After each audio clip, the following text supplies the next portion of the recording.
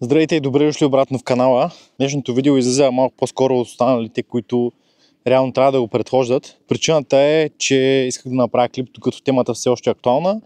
И днес по-специално ще говорим за ваканцията на Макс Верстапен на Нордшлайфе и как действащ Формула 1 пилот и актуалният шампион взе участие в две състезания от сериите NLS, които аз снимам. Правя пълен сезон.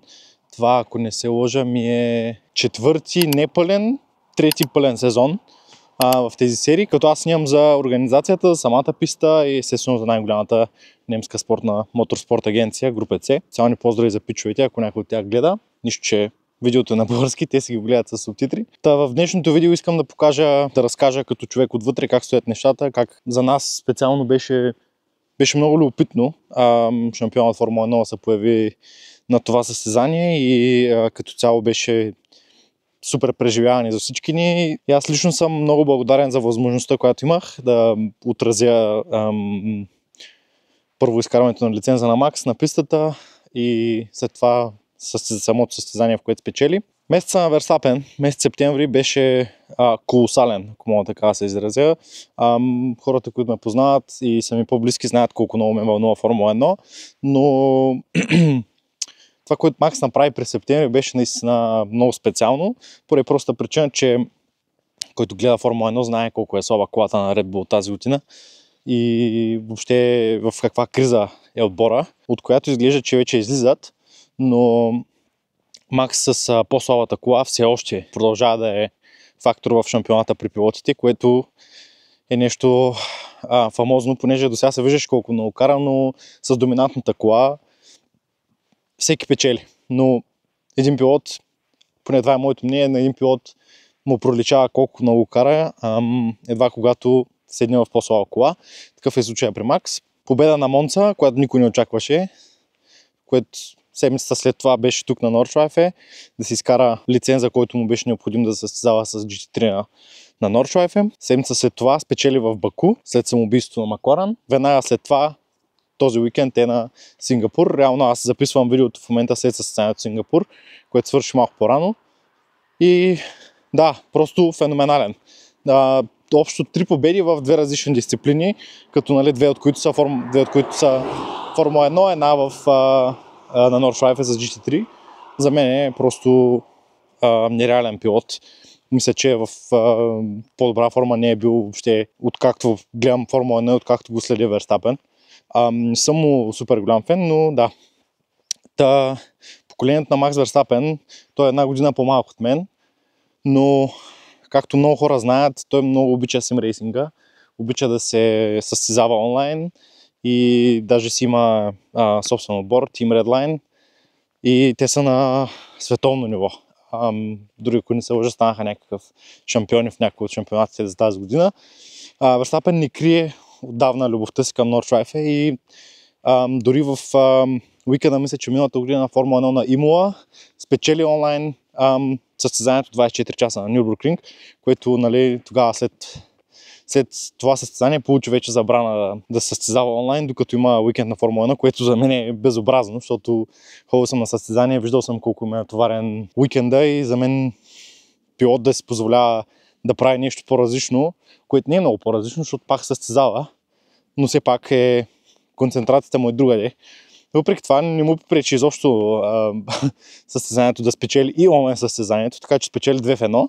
Ако не се лъжа, чисто за мен си е ненормален и е единствен по рода си, като пилот в момента. Значи Верстапен с GT3 е тествал много пъти. Той винаги помага с настройките на отбора си. А иначе, след като се направи симрейсинг отбор, се направи и GT3 отбор, който от няколко години вече състезава в ендуранс шампионатите. Дори тази година съотборника му Крис Лълъм, с който спечелиха състезанието тук, стана шампион в GT World Challenge Sprint сериите в неговия клас Gold с съотборника му Тиери Вермюлен, който пък не е случайно, е сина на менеджера на Макс. Както се казва, няма случайни хора, но Крис Лълъм беше избран от Верстапен от симрейсинга. Те са запознали в сим състезанията и двамата взеха участие първо в теста лятото. Тестовете на другите писти дойдоха доста рано, предните години доста пъти е взел информация, че той тества, но тази година най-сетне любимата му писта, North Life, както той казва. От голяма важност е тази писта за него, много пъти го е казвал и най-накрая успя да се стигне до нея. Общо взето състезанията тук, двете, на които той участва, бяха колосални, понеже имаше много фенове, особено на второто, където кара GT3. Имаше много фенове, имаше много охрана. Въобще бяха изолирали тотално бокса, в който той беше, което за сериите, които аз снимам, е недопустимо, понеже понякога са по 5 коли в един гараж, не като на Формула 1 една кола, един гараж. Беше за мен малко странно, че трябваше да стоим реално на линията на питлейна и нямахме право да влезем, просто охраната не ни пускаше. И реално варианта за снимки на Макс беше в момента, в който той се приближи до колата и тръгна да се оправя вече, нали, да се слага каската, балаклавата и така нататък. Много минимален шанс за снимки. Оттам насетне той скача в колата, валяте навън, колата потегля и на връщане същата процедура. Но просто много, страшно много хора и много трудно беше за работа, по-специално в моя гледна точка, но да, както и да е. Какво беше необходимо на Макс за да се състезава в GT3? По принцип, повечето пилоти го правят за 2 състезания, но има варианти за едно. Трябваше да направи едно състезание с по-малък автомобил, което в неговия случай беше Porsche Cayman GT4. Реално трябваше с 2 коли да завърши състезанието. Реално беше пусната заявка на 2 пилоти на 2 коли едновременно, което в Endurance е възможно. Това, което трябваше да се случи, понеже едната кола беше в единия клас, другата беше в другия клас, трябваше 14 обиколки на двете коли общо да имат и двамата завършени без никакви наказания, без инциденти и въобще, да, повечето хора знаят вече, че колите бяха с намалена мощност, което естествено ги прати много назад в класирането. Те въпреки това в генералното класиране мисля, че 27 завършиха с едната клас, другата не успяха изобщо да стартират, което беше големия проблем и бяха много на ръба да вземат лиценз. Та идеята беше, нали, стартират с двете коли, обаче Крис Лълъм удари едната кола в квалификацията, след това успяха да я закрепят, стартираха от бокса с нея, понеже ни записаха време, но изобщо не успяха да направят дори една обиколка в състезанието, колата отпадна и реално на Red Bull Porsche, с което Макс стартира, реално изкараха състезанието с него, но накрая просто нямаше необходимия брой обиколки на 2 коли, затова беше спорно дали ще им дадат лиценз, но нещо, което по телевизията реално не показаха, аз също не разбрах, понеже нищо, че бях на пистата. Макс е излязал накрая с втората кола, която беше блъсната, те са успяли да я закрепят и успял да запише една обиколка. Такова решение, когато се случи нещо такова, решението го вземат спортните власти в Германия, дали ще му дадат лиценз или не, тъй като не са изпълнени всички критерии, но пък повечето са изпълнени и мисля, че от към проценти бяха на 80% изпълнени всички условия, затова им даваха лиценз и оттам насетне се стигна до 2 седмици по-късно състезанието, с което спечелиха с GT3. Макс още лято с на теста беше с този автомобил, с Ferrari 296. Както всички се възикат, че има повече победи с Ферари от самите Ферари във Формула 1 тази година. Какво казва цялото това нещо за Верстапен? Той е баща, има новородено, роди му се дете тази година лятото. 4-кратен световен шампион във Формула 1. Изключително натоварен график и, нали, той е атлет на Red Bull. Въобще ангажимента му към Red Bull е огромен и да намери време за някакво развлечение, защото за него това беше развлечение. Той каза, аз обожавам да го правя това, за мен това е любимото ми занимание, аз много се радвам, че успях да го направя. За мен е един атлет с такъв натоварен график, баща, да намери време да се състезава допълнително, да прави тест и преди това да направи още едно състезание, в което да се изкара лиценза, за мен е наистина много мъжкарско. Истински рейсър е Верстапен, безспорно вече го доказа, че той просто в каквото и да седне е върха. Нали, аз самия видях просто, виждал съм много пъти коли да минават бързо покрай мен на North Life, обаче този път беше нещо наистина специално. 7.51, най-бързата състезателна обиколка, която е 3 секунди, ако не се лъжа, 3 секунди по-бавна от рекорда, но те още в петък на тестовете казаха, че той е бил рекорда. Направя 7.45, колко е вярно, никой не може да каже. но това са само някакви слухове. Да, най-близката обиколка въобще в състезанието на конкурент беше 7, не съм сигурен, 7.50, 7.55 беше най-близката.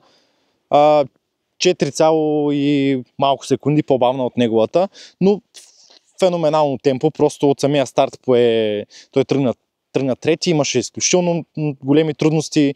Въобще състезанията на Nordschleife са трудни, понеже не е като във Формула 1, караш и докато има зелени знамена, даваш газ колкото можеш. Тук става въпрос за код 60, които са такива зони, когато някой катастрофира или нещо се случи. Реално не излиза safety car, както на Формула 1, а има код 60, реално се води бавна зона. И там реално, ако ти се случи в бърза обиколка, просто нищо не можеш да направиш. Губиш времето, губиш обиколката. Трафика е колосален, понеже в този шампионат са различни коли. Различни класове. Мисля, че в състезанието, във второто състезание, където кара GT3, бяха 110 автомобила на старта. И реално на изсъхваща писта с много трафик той не успя да завърти най-бързата обиколка, понеже трафика много го спъна на една от секциите, на побавните секции. И да, стартира се пак трети, но феноменално старта просто избухна, както само той си знае. Пое лидерството и повече не погледна никога назад. Направи 7 обиколки, спря в бокса, не се смениха, аз бях там, очаквах да се сменят. Не се смениха, направи още 7, реално за 14 обиколки, аванс от минута и 2 секунди. Направи на един от легендарните пилоти на Nordschleife, който се интересува, знае кой е. Франк Штипър. Този човек е ветеран, 23 години по-голям от Макс и въобще кара на коли на Nordschleife по-дълго време, отколкото Макс е жив. И да, все още от най-добрите, дори миналата година спечели 24 часа за последно, но иначе 4-кратен победител в това състезание. Феноменален пилот също, аз много му се възхищавам. Той пък стартира също на 2 коли едновременно. Кара Mustang GT3 и Audi R8 едновременно. Откъм състезанието това беше, което имам да кажа. Какво следва? Всички много задаваха веднага въпрос на Макс, какво от тук насетне. Отговорът естествено беше, голямата цел е Nürburgring 24 часа. До година, за първи път от няколко години насам, би било възможно на Макс да кара 24 часа, поради простата причина, че предните години винаги Формула 1 се покриваше с това състезание, а до година реално състезанието се пада между Гран При на Майами и Гран При на Канада. На 14-17 май е до година състезанието, което би му дало възможност реално да участва. Макс каза, че не е сигурен дали ще успее да участва, понеже до година се сменят правилата във Формула 1 и може би ще се наложи да има пълна концентрация във формулата, но да, по принцип това е целта. Това, което обеща обаче е, че до година със сигурност ще има още няколко NLS състезания, което за региона и въобще за нас е супер, понеже просто аз не съм виждал състезания по това време от годината, а го снимам от няколко години вече този шампионат. Не съм виждал толкова много хора и въобще толкова жива общността около пистата и колко бяха въодушевени хората от идването му, от пилотирането му и от така нататък. И просто изключителен принос към самата писта. Сигурен съм 100%, че много, много сериозен интерес ще пробуди в по-младите фенове към Nordschleife, понеже аз лично си спомням, като бях малък. Тая писта много мразех да играя на PlayStation, понеже беше много дълга и особено на Gran Turismo мисиите винаги имаше една мисия, си спомням, за да я вземеш без проблем, трябваше да не се удариш. Аз не можех да направя бърза обиколка на тая писта без да се ударя, поради простата причина, че е супер трудна и сложна. Но да, на Макс това е любимата писта, на мен също. След като я видях на живо и след като направих и аз една обиколка. За финал, това, което искам да кажа е, че просто още веднъж Макс показа амбицията му да състезава без значение с каква кола е огромна и е способен на много. Естествено в това състезание нямаше кой знае колко голяма конкуренция. По принцип са около 30 коли GT3, 20, може би 25 или между 20 и 25 са в Pro класа, където той караше. Просто нямаше такова голямо ниво на конкуренция, но самите времена, темпото и въобще мнението на другите пилоти, защото много хора ги питаха за това, примерно самия Франк Штипър, той каза, че не се влияе от факта кой е в другата кола, но за него просто феноменално изпълнение от най-добрия на света.